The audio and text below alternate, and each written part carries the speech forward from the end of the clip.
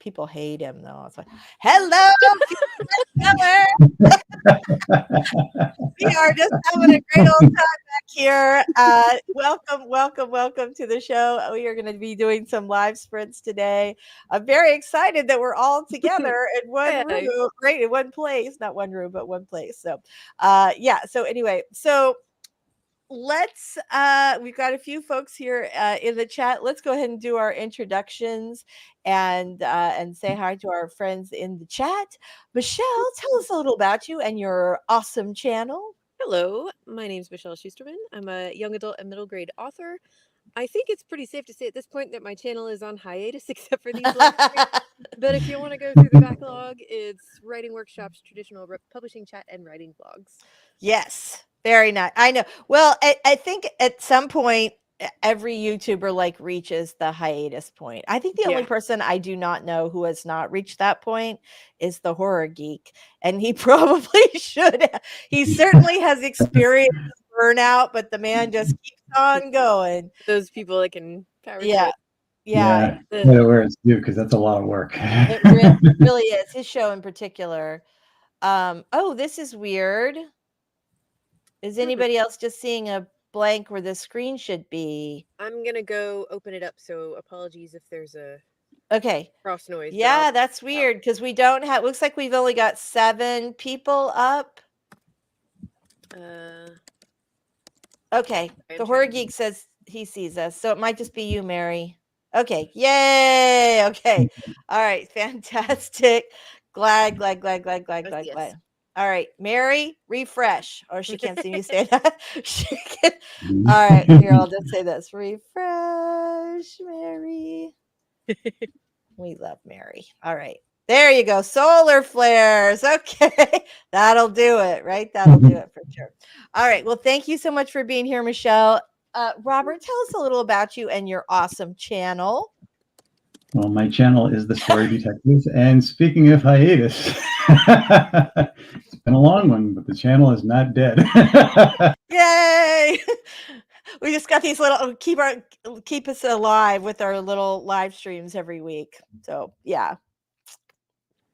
I love it. Very nice. All right. Well, thank you so much for being here, Robert. You got great writing advice on your channel as well. And hi, if you don't already know me, I'm Lisa Daly. I'm a traditionally published and indie published author of romantic comedies and nonfiction advice.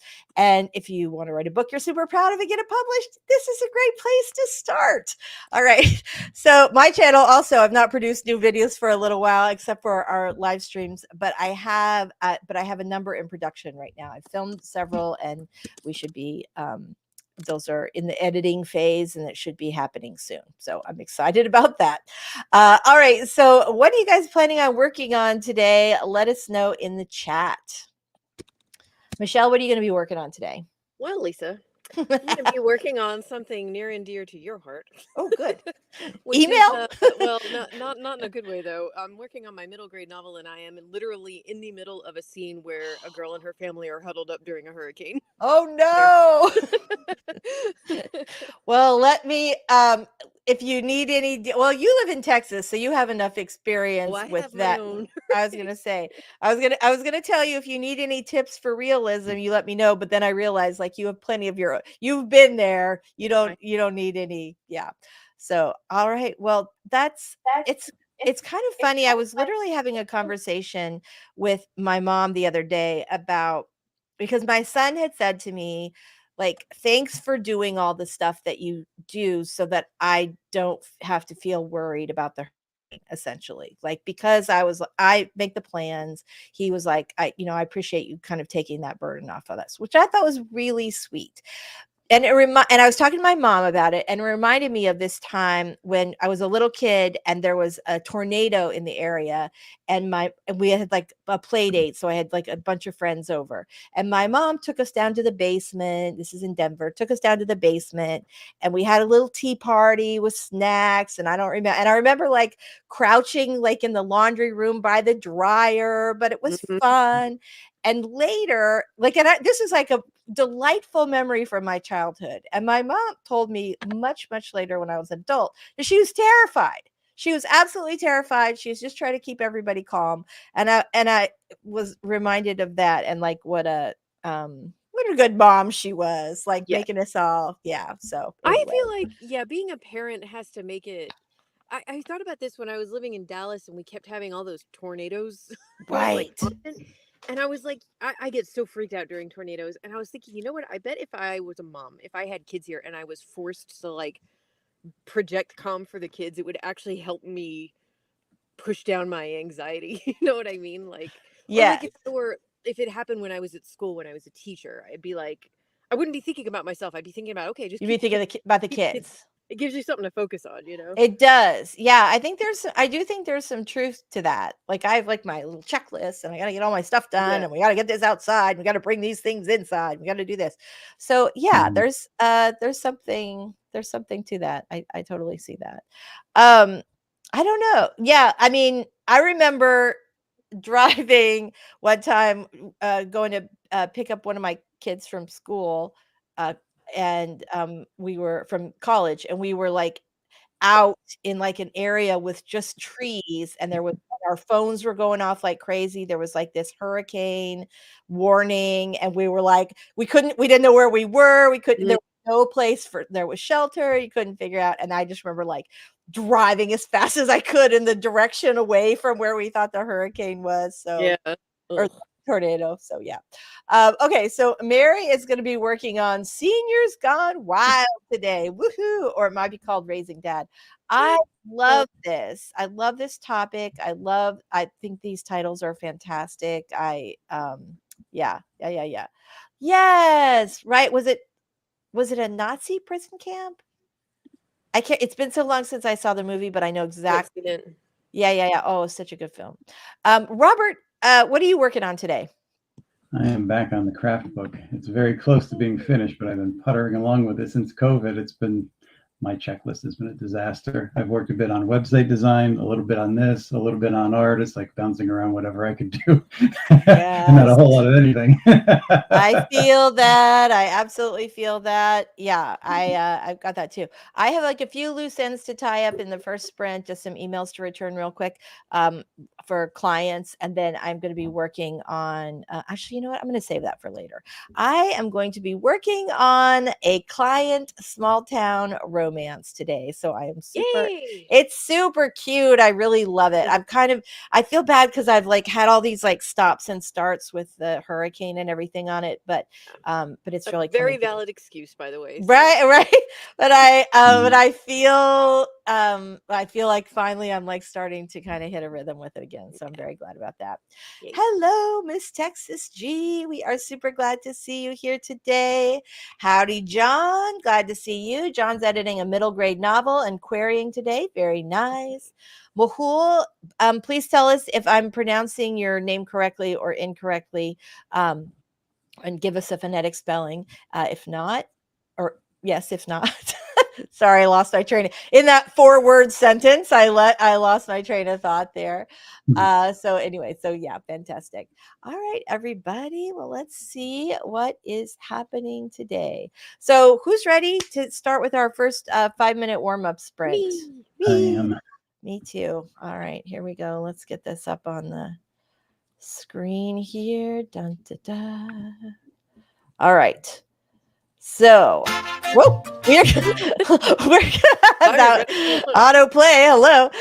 So we're gonna get started with our first 5-minute warm-up sprint. If you're new here, we're just gonna open up our documents. This first 5 minutes, just sort of get yourself warmed up, get your drink, do whatever you need to do. Stretch out those little fingers, because we're gonna be doing some 20-minute sprints right after this. So let's go ahead and get started with our first 5-minute warm-up sprint. Starting in 3, 2,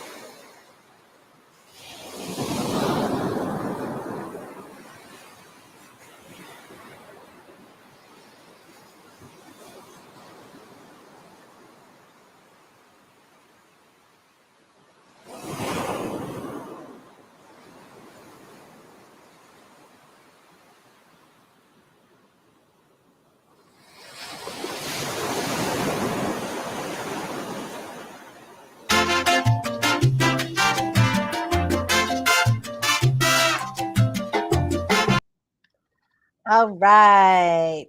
All right.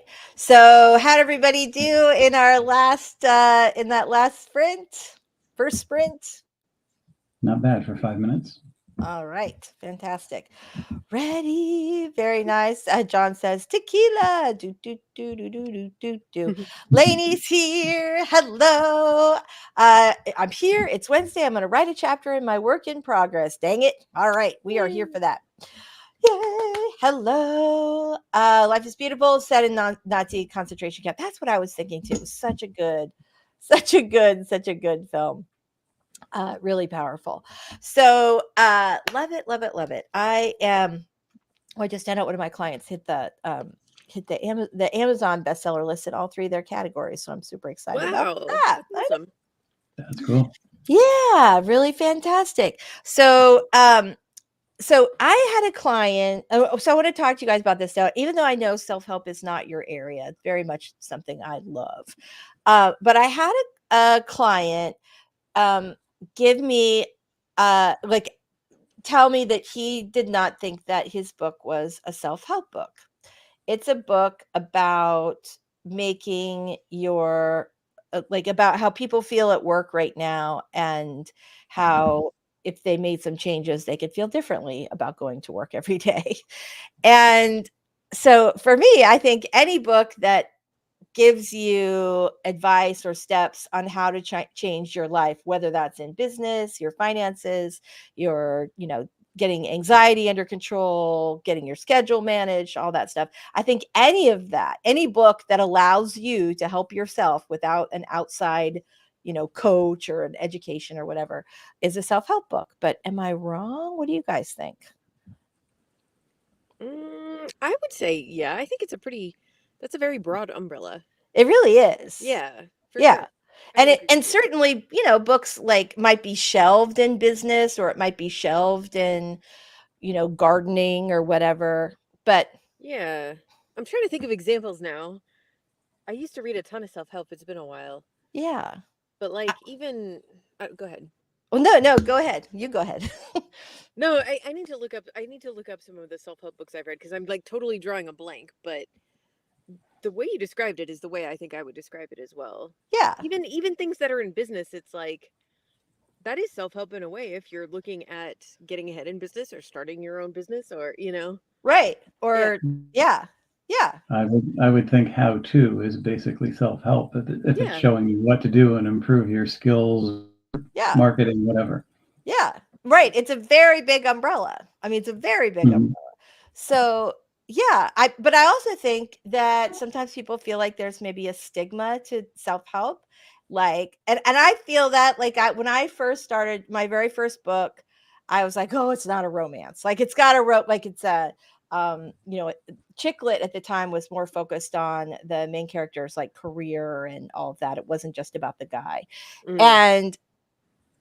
But it did, in fact, have a happily ever after. It did, in fact, it was structured like a romance in many ways.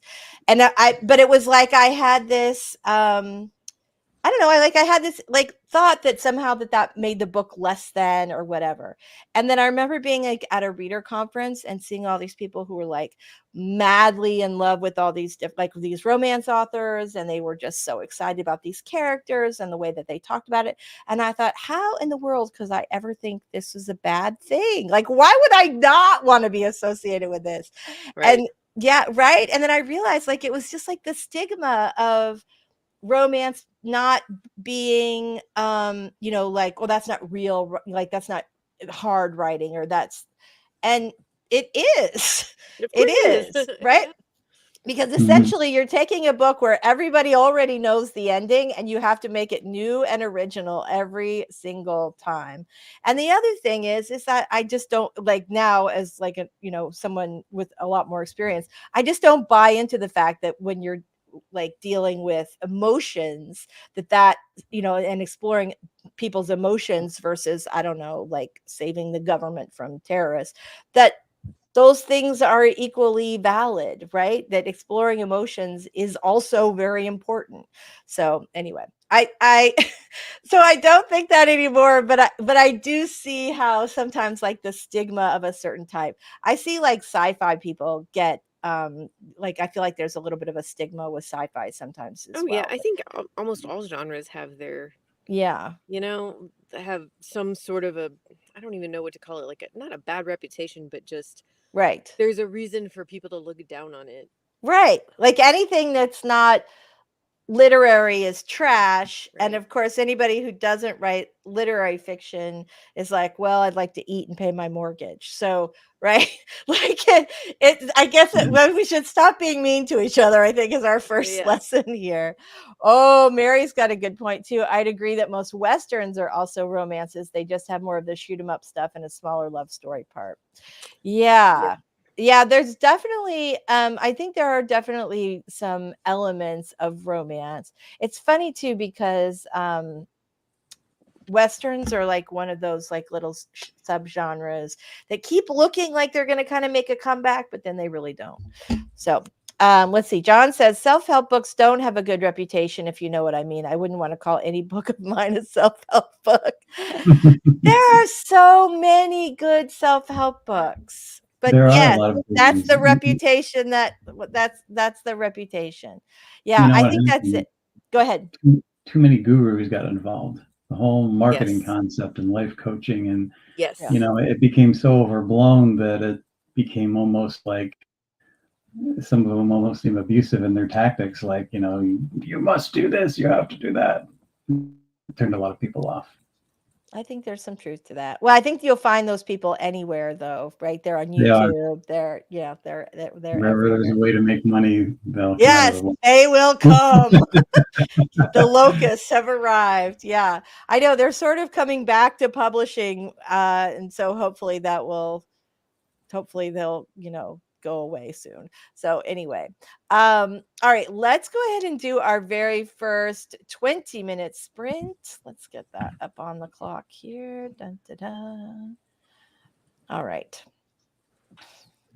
Okay, so here we go. We are going to do our very first 20-minute sprint. Get those little fingers all warmed up, get your brain right, and let's go ahead and do 20 minutes on the clock, starting in 3, 2,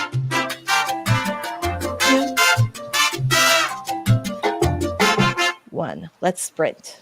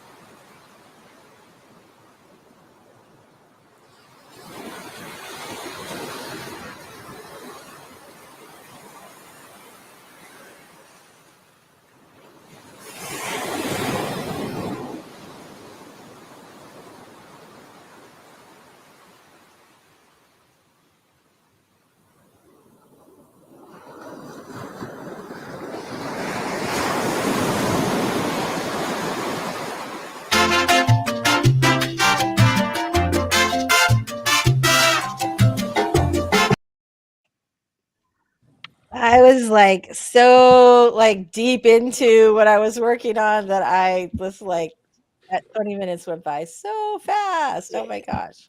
Yeah, it did. I have no idea how many words I wrote, but I can check. How about you, Michelle? How'd you do on that last sprint? Very good. Got about halfway through what's going to be a very short chapter. Yay! It's all like the tense storm raging outside. Mm-hmm. Stuff. Nice. Love that. Fantastic. How about you, Robert? How'd you do on the last sprint? I patched up a bit of what I wrote last and added to it. I'm not sure how many words I added, but I think I have my opening segue into the section on dialogue pretty well down. Awesome. All right. Fantastic. That's great. Gabriel joined us. Hello. We are super, super glad to see you today. Vixen, excuse me, I lost my, pardon me. Vixen is here. Yay. We are super, super excited to have you. One of the things that, that I have been thinking about a lot lately is this very new, well, I shouldn't say it's new, this extremely popular emerging category of romantasy, which is fantasy with a romance structure to it. So we get a happily ever after at the end. And obviously romantic fantasy, fantasy romance, like these have lots of fantasy books have romantic either subplots or as a primary storyline, but I think it's fascinating that this is something that is just kind of exploding, and it's very much reader driven. I mean, obviously any sort of big trend is reader driven, but that now you're like all of a sudden everywhere you go you're hearing romantasy, whereas like a year ago people did not describe it that way. So I always think that is fascinating. Any other kind of interesting book trends that you guys are seeing right now? Romantasy is definitely by far the biggest. I mean, I'm thinking about the stuff we talk about at the book packager I work for, but we specialize in YA, so yeah. Right. Romantasy, but also anything that could be comparable to Colleen Hoover. Right. Like angsty, not necessarily happily ever after, right? Like angsty drama. Yeah. I don't know what you would call that, but that I know she does get called a romance, and I'm not a like. I typically lean towards more sort of happy, positive stuff. So that's not really my, like, personally, that's not really my vibe. But yeah, it seems like some of her, even though it's often sort of classified as romance or kind of angsty romance, and there are always like relationships in the books, that it's not necessary. I mean, a romance, like by definition, has a happy for now or a happily ever after, and sometimes people are not happy at the end of those books, so they're alive. I guess that's a good thing. So yeah. Anyway, so that's it. But I'm people, very surprised. No, go ahead. No, what were you going to say? I'm surprised that we don't have other subgenres, horror-mance and romance pie. Horror-mance is a thing. Yeah, in fact, I think, was it you, Michelle? Somebody was trying to convince the horror geek and I. Yes, because it pops up in every genre, and I think self-publishing is largely responsible for that, because there's so many people that want to have that romance in a story because it's really a part of every story, but they've made it such that the romance becomes the main plot, and whether it's a horror or science fiction almost becomes the subplot. So I'm glad they're defining it better, because it's a little bit confusing sometimes when you buy a science fiction story and all of a sudden it's like, well, this is a romance with a sci-fi theme. Right. Well, and that's the thing, like the way that you tell whether or not something is a romance is if the primary story arc is the couple getting together by the end. And if you don't have for either a happy ending or a happy for now ending, they don't have to get married. It's not like it's not like the 1970s where we have to have a big white wedding at the end or it doesn't count. But for now, we know they're happy together. You know, maybe they're 23 and they're going to have other relationships in their lives. But at this point, we're happy. Everybody's good. They're supported by their community. So, yeah, that's a romance. I love this. Daisy says, I keep trying to push the term rom-sci for romance site. I think so. I'm thinking it. Yeah. What do they call it now? I feel like when I've gone to, sorry, go ahead. No, I don't think there is a name for it now. I don't think there is either, what I've heard anyway. Yeah, the when I think about like going to NINC, where you have a lot of authors who have, you know, they have to have written at least 2, and you have a lot of series authors there. I think the way that I've heard them describe it is sci-fi romance. Just like in the same way they've always described like paranormal romance or mafia romance or whatever, where the subgenres like first. Oh, good question. So Miss Texas G says, all the talk about different genres brings me to the question I asked last week about, are books these days influenced by movies? Yeah, I think, yeah, in terms of like high concept kind of ideas and like X meets Y pitches, if there's something that like a movie that's really taking off and getting a lot of attention, then you're going to have a lot of success with that kind of a pitch.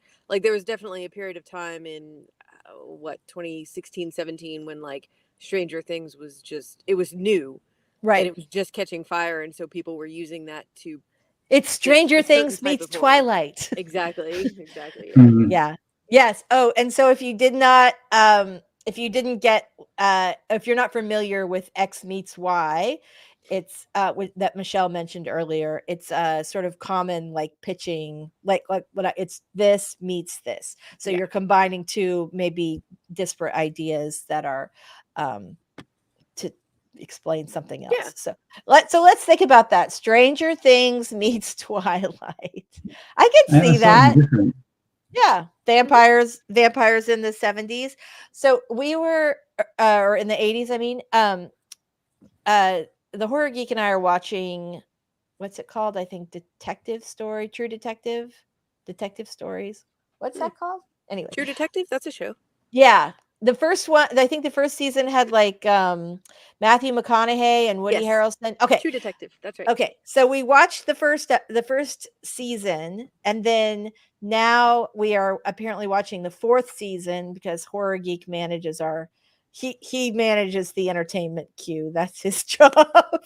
And so we went from the first season to the 4th season because each season is like a complete like story. They're more of an interconnected series than like regular kind of series, or interconnected standalone series. So I totally lost my train of thought. Oh no! Wait, the 4th season. And like we were talking about X meets Y. Yes. So in this particular season, they're in Alaska and they're at the time of year where they're in the dark for months, or a month where it never becomes light.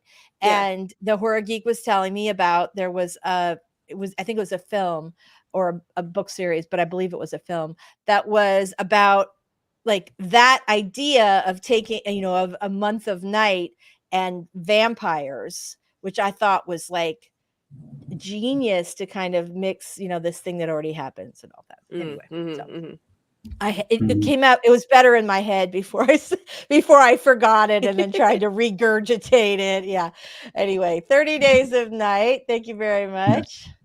Lots of movies are just adaptations of books too. Oh, tons, that is absolutely true. I think it's always interesting to me because I think a lot of authors who start in books feel like at some point they would like to write screenplays. And I cannot tell you how many authors I have met over the course of my career who started as screenwriters and struggled to like make a good living and then began writing books instead. Yeah. So I don't know. That's like just a little grass is greener anecdote. Although I also know people who do both really well. One of my authors at Ocean View is Matt Martin, who has written every series you have ever seen. He worked on House. He worked on, oh my God, my brain is not doing me any favors today. He worked on Law and Order. He's worked on like a massive list of shows, and he writes really great books, and he is like a lovely human being. Anyway, okay, that was I feel like we should go to another sprint because for whatever reason my brain is like no problem not keeping track. I also have a slightly different take on this, which we'll get to, I guess, when we come back. Oh yeah, no, go ahead, Robert. Well, I think there's been a lot of crossover between books and film. I mean, like, you know, we have had books that are turned into movies, and books are constantly influenced by movies too. And now we have structure and everything that's coming from Hollywood, where it almost boils it down to the synthetic Hollywood formula. And I think that is being applied to books because it's working for Hollywood. So they're trying to figure out a way to bring that into novels. So I think the influence is there. And I've seen novels where you can look at traditional structure or what went into openings of books, that certain things are just left out.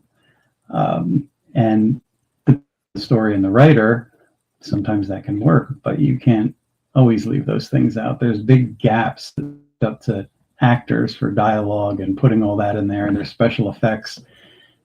And so many books don't really cover what you have to do in a novel to make it come across convincingly.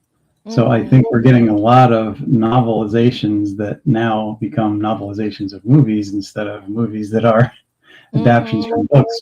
So I think there's kind of a blurring of the lines, if that makes sense.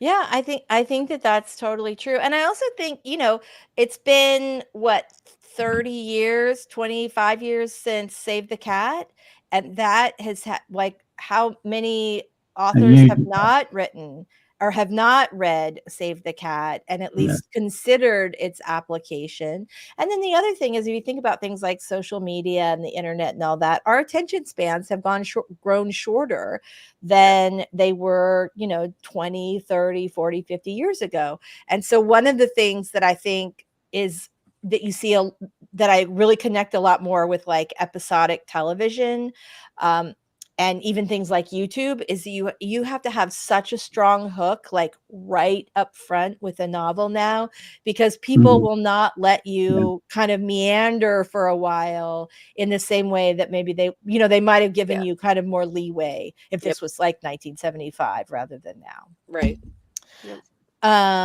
So this is a really interesting thing. Daisy says Publishers Lunch is talking about a new Twitter hashtag for graphics for querying authors, Agents Guide, to help agents and editors figure out your project. Just shoot me in the head. Well, wait, okay, so the querying author would use the hashtag Agents Guide to talk about their book? For graphics. But isn't that like PitMad already? How's it different than from the like Pitch Wars and all that stuff? I feel like graphics is the key word there. Yeah. Yeah. I'm confused. To help agents and editors. Are you talking about like a visual guide so they don't have to read it? That feels scary. That does feel scary. Yeah, right? Yeah. Yeah, I could totally see that. All right. So Daisy, we would love some extra info on this particular thing, so we can understand more about it. If it's what we think it is, that does not sound good. But anyway, let's go ahead and get next to meandering author equals James Michener. Let's go into our next sprint, and we will, although I'm meandering author Lisa Daly today, good Lord, let's get the sprint rolling. Let's put me out of my misery for a second. Let's see if I can regroup. All right, here is our 20-minute counter up. We are going to get started in just a second for our 20-minute sprint. Let's write like the wind. Here we go, everybody. Starting in 3, 1. Let's cha-cha.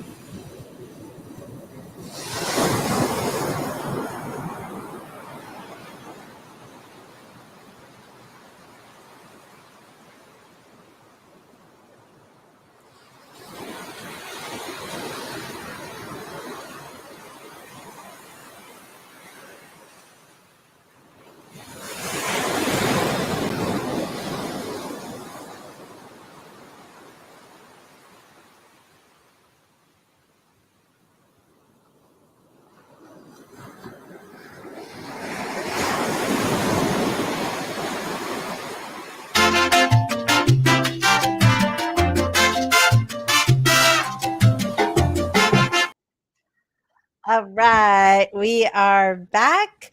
So, hold on, let's get this up. So I went ahead and hopped on over on Twitter to take a peek at what Daisy was talking about. So let me just bring that up. All right, hold on one second. Actually, let's get rid of the banner first. Okay. All right, so let's show. I think it's kind of interesting. Okay. So this is it. An agent's guide is sort of a visual. Oops, hold on here. What just happened? Let's try that again. Agent's guide. Okay. So it's kind of a visual representation of a pitch. So here it's got, this is first in a duology, story of defying expectations, following your heart, going up against the impossible. And you've got it described as a fantasy here. You got some opening lines, the pitch, and then the tropes and themes. So I think it's interesting. Some of them are done pretty well. I like this one from Dan Z, Side Effects of Dying. His pitch is Quentin's in love, but there's a problem. August doesn't remember him anymore. How do you love someone who forgot you? That's a great little elevator pitch. And he's got some comp titles down here. You've down here, he's got the title of the book and queer romance, YA, 80,000 words. So this is this is a good visual representation of what it is he's going to be presenting to agents.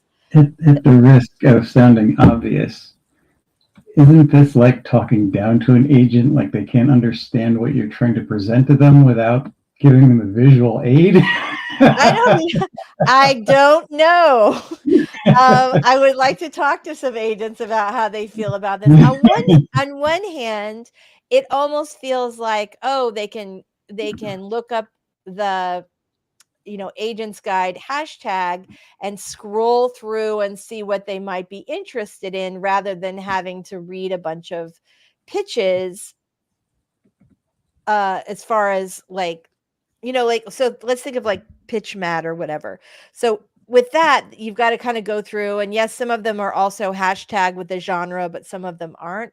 And this, I guess you do get more, you get those quick details, but I don't know. Some of them are done really well. There was one down here that was, and I guess I won't call them out, but one of them had clearly did not understand what their genre was. And so it could help you maybe, but it could also maybe hurt you if you're I kind of get that. And as Mary here in the last comment, it is kind of like a visual pitch for your book or a promotion for your book. Mm-hmm. Yeah, that was it. Like there were a couple in there where I was like, "Ooh, I'd read that." But yeah, I mean, I can see, like on one hand, you think if anybody's going to read pitches, it's going to be an agent, right? But they are really, they get a ton of stuff, and I guess any way that you can use to make yourself stand out. Yeah. Mm-hmm. I know. I feel Daisy's. It's not that Daisy had.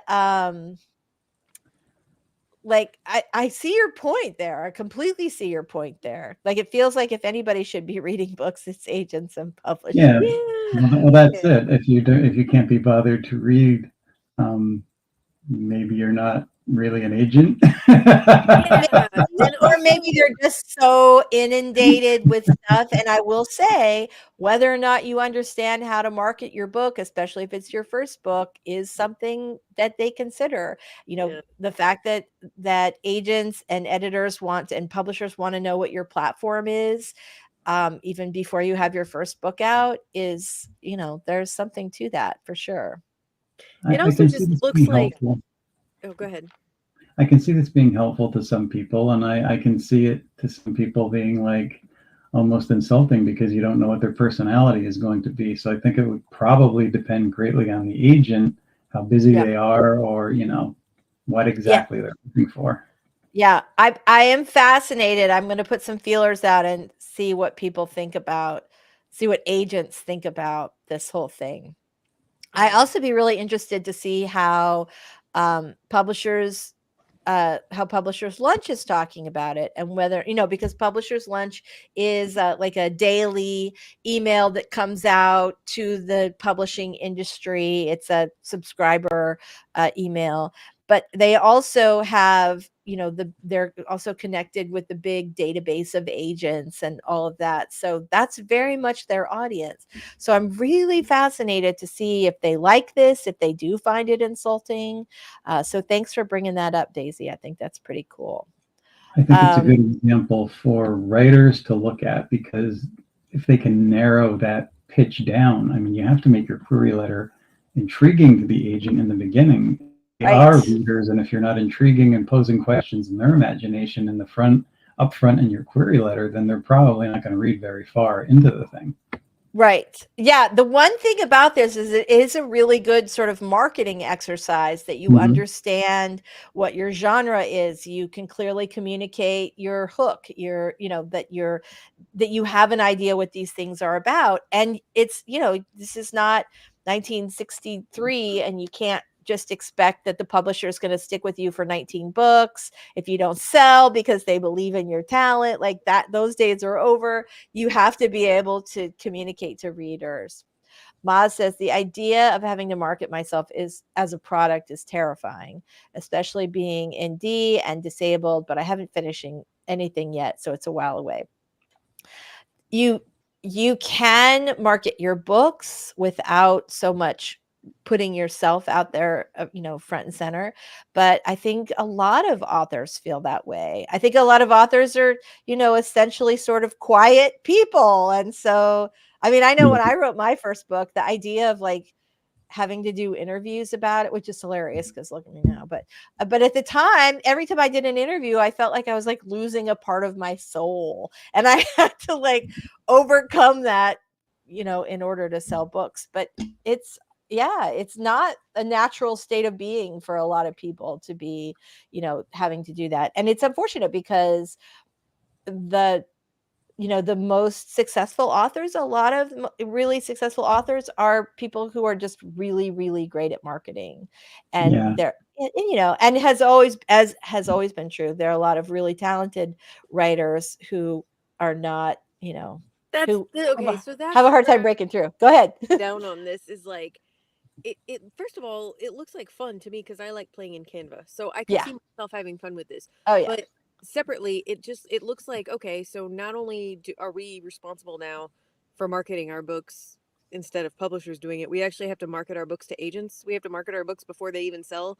It feels like more like if this is going to become an expectation, then it just feels like more fucking busy work. Not everybody is good at this. Marketing is a skill that not all authors have, and we shouldn't have to. Yeah. We need to focus on writing. And I'm going to say this, and I don't mean to insult anybody, but I have to wonder if it's like attracting more people who would be better, their skills are better suited to marketing books than actually writing books. They're becoming authors. But we need people who are actually actual writers. There's something like there is something really, really true and valid about that. Right, the expectation is there. I think this is why we're seeing so many influencers writing books right now, that they have that right. And in some ways, the ability to become so popular on a social media channel that you're an influencer means you do understand some form of storytelling, right? You understand a hook, you understand, tension and things like that. Yeah, and that has to show up in your query letter. I wish I had the query letter that Stein rewrote for me. I think I had like 2 pages.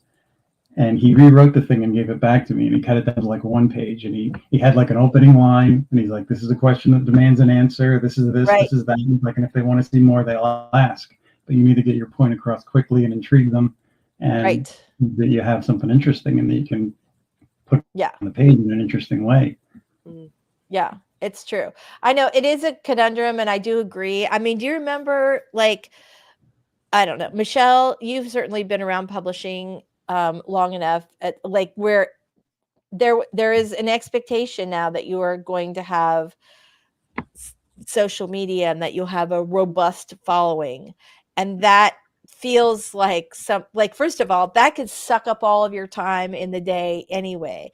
But that the expectations that used to be that authors were expected to help market their books, and now the expectation is that we will pretty much do all the marketing of our books. Right.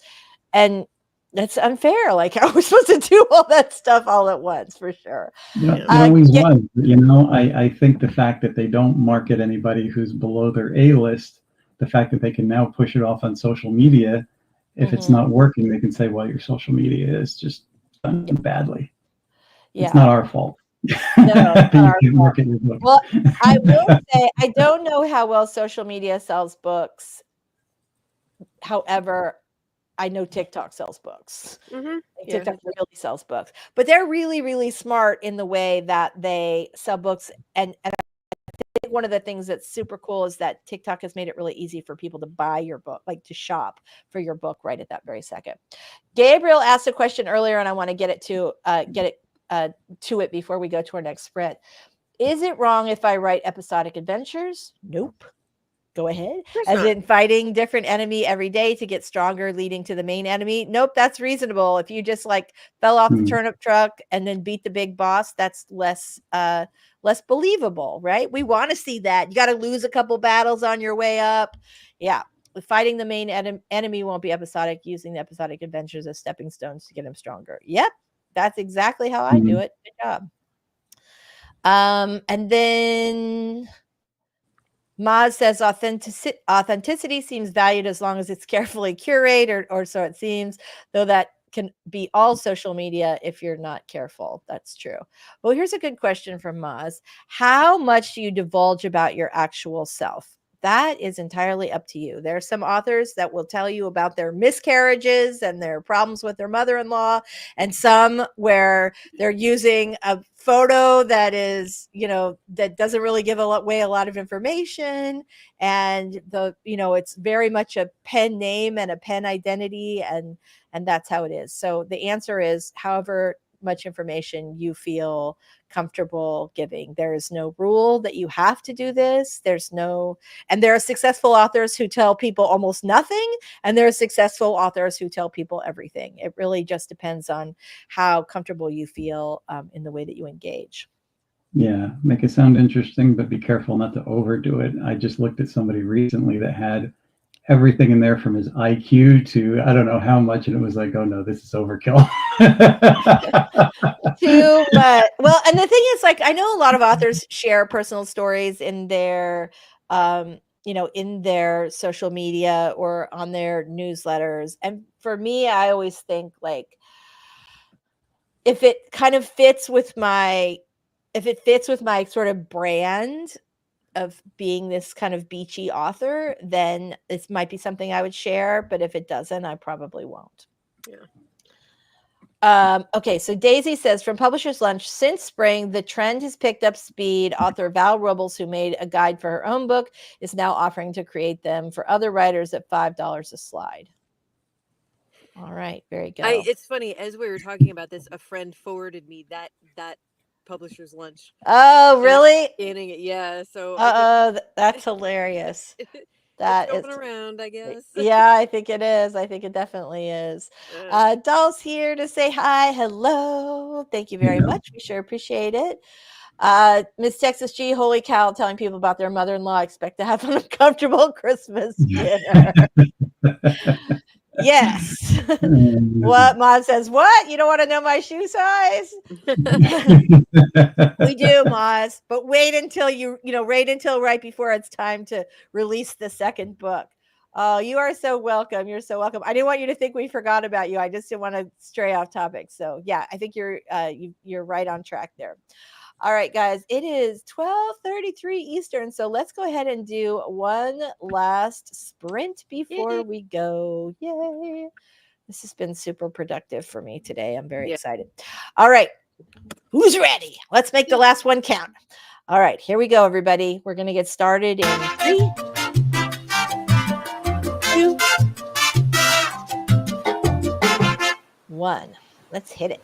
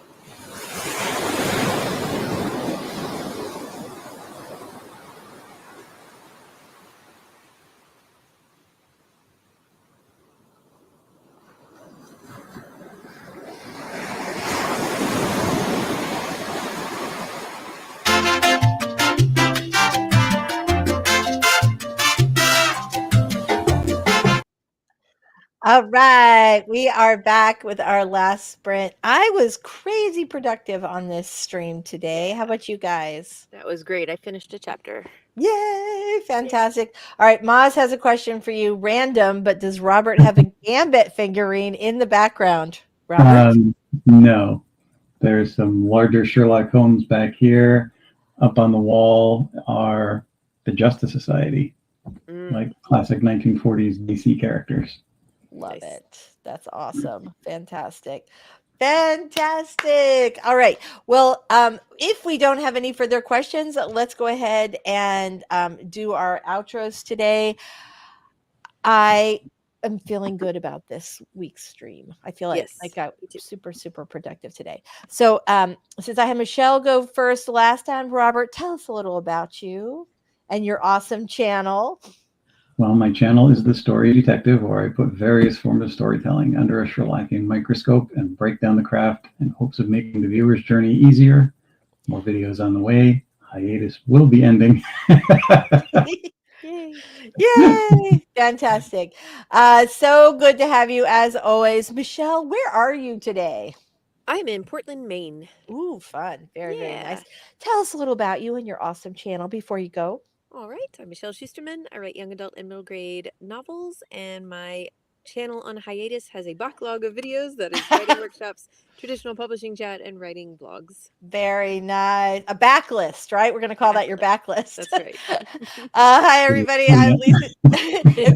if you have not figured this out by we need we should do a little thing with our I'm gonna look at maybe doing a different background for us for our streams. But if you are wanting to write a book you're super proud of and get it published, this is an awesome channel for you. I'm Lisa Daly, and I'm a traditionally and indie published author, which makes me a hybrid author. And I hope you guys all had a super fun time writing this week. All right. We will be back at our normal time next week, next Wednesday at 11 a.m. Eastern, and we will see you next time. All right. Take care, everybody. Keep those keyboards clacking. Keep on writing.